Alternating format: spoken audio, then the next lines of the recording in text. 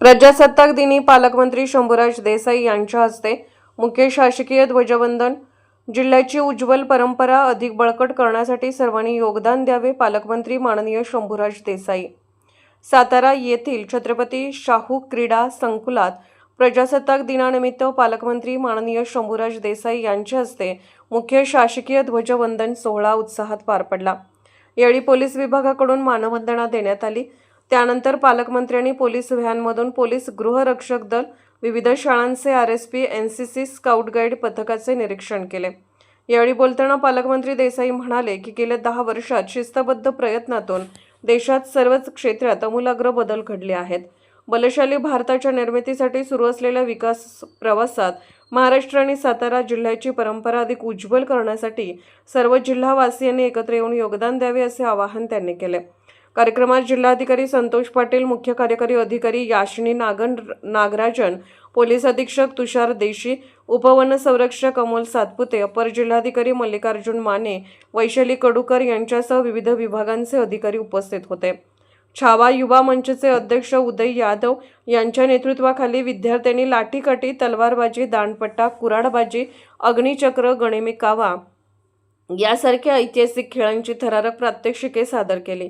शिक्षण प्रसारक संस्था करंजपेठ, श्रीपतराव पाटील हायस्कूलसह इतर शाळांनी महाराष्ट्राची लोकधारा सादर करत सुमारे 650 विद्यार्थ्यांच्या सहभागाने सांस्कृतिक कार्यक्रम रंगले।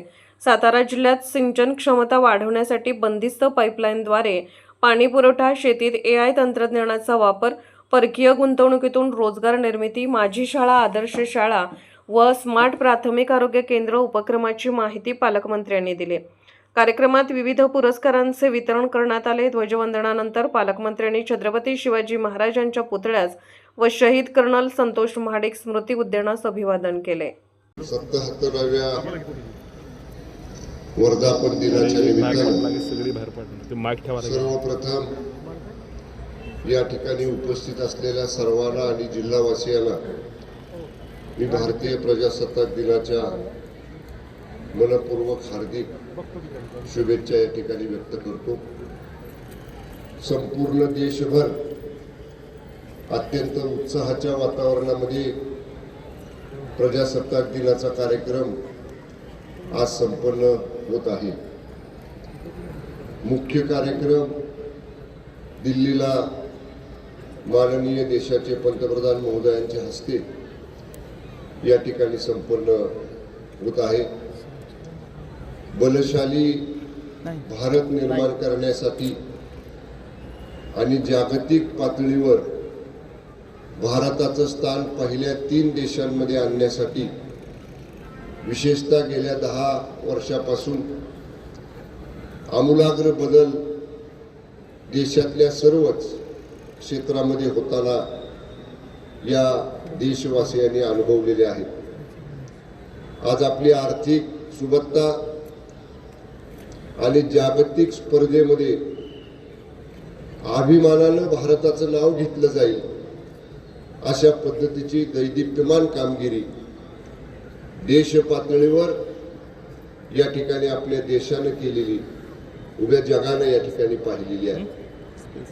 भारताच्या अर्थव्यवस्थेमध्ये, औद्योगिक क्षेत्रामध्ये, कृषी क्षेत्रामध्ये अशा सर्वच क्षेत्रामध्ये आपल्या महाराष्ट्राचा सुद्धा खूप मोठा वाटा या ठिकाणी राहिलेला आहे। राज्यानं आपले आर्थिक स्रोत अधिक निर्माण करण्याचा प्रयत्न या ठिकाणी केला।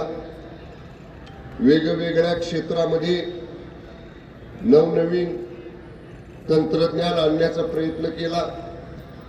औद्योगिक क्षेत्रामध्ये मोठ्या गुंतवणुकी महाराष्ट्रामध्ये आणण्याचा प्रयत्न केला आणि विशेषतः कृषी क्षेत्रामध्ये सुद्धा आधुनिक तंत्रज्ञानाच्या माध्यमातून कमी क्षेत्रामध्ये जादा उत्पादन शेतकऱ्याला कसं घेता येईल यासाठी विशेषतः गेल्या वर्षभरापासून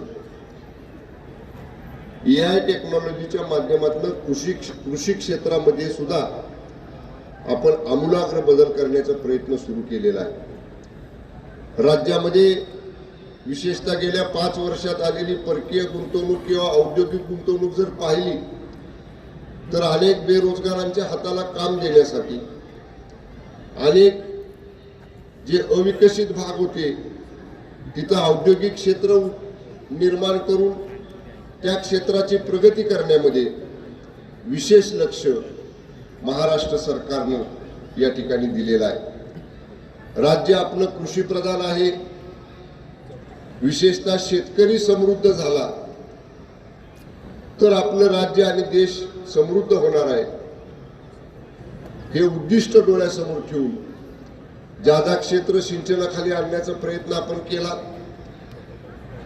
नवीन तंत्रज्ञानाच्या माध्यमातून ओपन कॅनलद्वारे शेतीला पाणी देण्याच्या ऐवजी बंदिस्त पाईपलाईनद्वारे, म्हणजे जेवढं पाणी ओपन कॅनलला आपण देऊ शकलो असतो जेवढ्या क्षेत्राला, तेवढंच पाणी बंदिस्त पाईपलाईनच्या माध्यमातून त्याच्या 1.5 दुप्पट क्षेत्राला पाणी देण्याचा एक धाडसी कार्यक्रम राज्याने या ठिकाणी हातामध्ये घेतलेला आहे।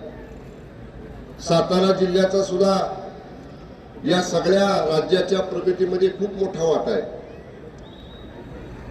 जिल्ह्यामध्ये असणारी धरणं असतील, त्या धरणांच्या माध्यमातून उलिताखाली येणारं शेतकऱ्यांचं क्षेत्र असेल, अपुरे सिंचन प्रकल्प पूर्ण करण्यासाठी घेतलेला धडक कार्यक्रम असेल, या सगळ्या प्राधान्यक्रमाच्या क्षेत्रामध्ये आपल्या जिल्ह्यानं सुद्धा खूप मोठी प्रगती नजीकच्या काळामध्ये या ठिकाणी आपण केलेली आहे। ज्याचा AI टेक्नॉलॉजीचा आपण उपयोग केला, त्या AI टेक्नॉलॉजीचा विशेषतः जिल्ह्यातलं बहुतांशी क्षेत्र हे ऊसाखालचं आहे आणि म्हणून त्या ऊसाखालच्या क्षेत्रासाठी AI टेक्नॉलॉजीचा वापर कसा करता येईल त्यासाठी आधुनिक यंत्रणा या जिल्ह्यामध्ये उभा करण्याचा सुद्धा आपण प्रयत्न सुरू केलेला आहे। लवकरच ती यंत्रणा राज्यातल्या जिल्ह्यातल्या शेतकऱ्यांच्यासाठी या ठिकाणी उपलब्ध होणार आहे।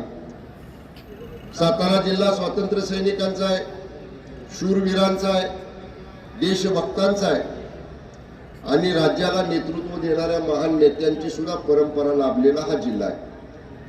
त्याच परंपरेनुसार या जिल्ह्याचा नावलौकिक हा देश पातळीवर उमटवण्याचं काम जिल्ह्यातले सर्व मान्य लोकप्रतिनिधी आणि प्रशासनातले सर्व अधिकारी आणि कर्मचारी यांच्या माध्यमातून आपण या ठिकाणी करतो आहे।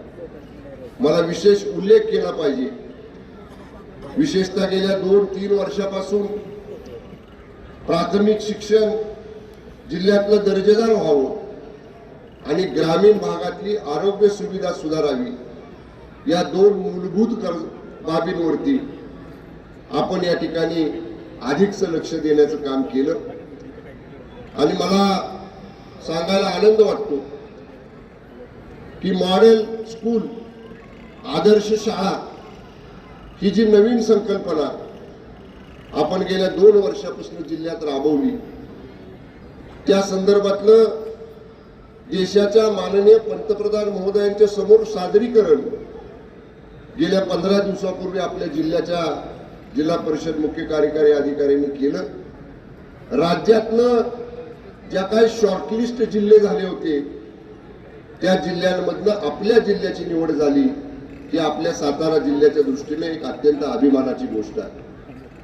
देशाच्या माननीय पंतप्रधान महोदयांनी सुद्धा आपण सादर केलेलं प्राथमिक शाळांच्या मॉडेल स्कूलचं सादरीकरण आणि दर्जेदार प्राथमिक शिक्षण ग्रामीण खेड्यातल्या, वाडीतल्या, वस्तीतल्या, डोंगरातल्या विद्यार्थ्यांना शहराप्रमाणे तिथं दर्जेदार शिक्षण देण्याचा जो काही योजना आपण आखलेली आहे त्याचं बारकाईनं माननीय पंतप्रधान महोदयांच्या समोर सुद्धा आपण सादरीकरण करू शकलो।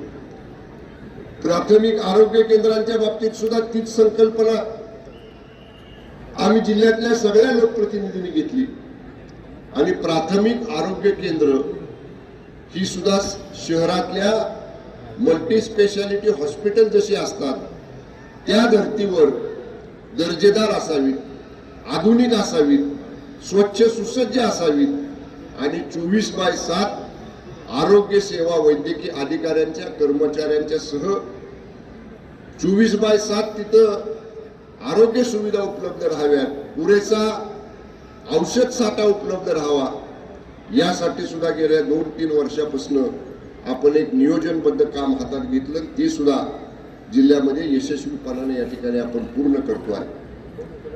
मी एवढंच सांगेन की ह्या जिल्ह्याची परंपरा ही अशीच उज्ज्वल ठेवण्याचं काम आपण सगळ्यांनी मिळून या ठिकाणी करायचं आहे. मी जिल्हावासियांना मनापासून शुभेच्छा देताना याच अपेक्षा व्यक्त करेन, हीच विनंती करेन की जे नवनवीन उपक्रम जिल्ह्याची परंपरा उज्ज्वल करण्यासाठी जिल्ह्यातले लोकप्रतिनिधी आणि प्रशासन मिळून आम्ही या ठिकाणी राबवतो आहे, त्याच्यामध्ये जिल्हावासियांचा सुद्धा सक्रिय सहभाग असला पाहिजे. NGOनी सहभाग घेतला पाहिजे, स्वयंसेवी संस्थांनी सहभाग घेतला पाहिजे. सर्वच लोकांनी, तरुणांनी, महिलांनी, विद्यार्थी-विद्यार्थिनींनी सर्वांनी यामध्ये सहभाग घेऊन मी मगाशी म्हटलं तसं जिल्ह्याची उज्ज्वल परंपरा अधिक उज्ज्वल करण्याचं काम तुम्ही आम्ही सगळेजण मिळून करूया.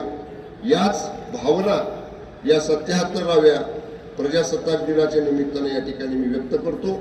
जिल्हावासियांचं, जिल्ह्यातल्या सर्व माननीय लोकप्रतिनिधींचं, जिल्ह्यातल्या सर्व प्रशासनाचं मी जिल्ह्याचा कारभार पाहत असताना पालकमंत्री म्हणून मला मिळालेल्या सहकार्याबद्दल मनापासून त्या सगळ्यांचे आभार मानतो. पुन्हा एकदा 77व्या भारतीय प्रजासत्ताक दिनाच्या सर्व जिल्हावासियांना मनपूर्वक हार्दिक शुभेच्छा व्यक्त करतो आणि थांबतो. धन्यवाद. जय हिंद, जय महाराष्ट्र.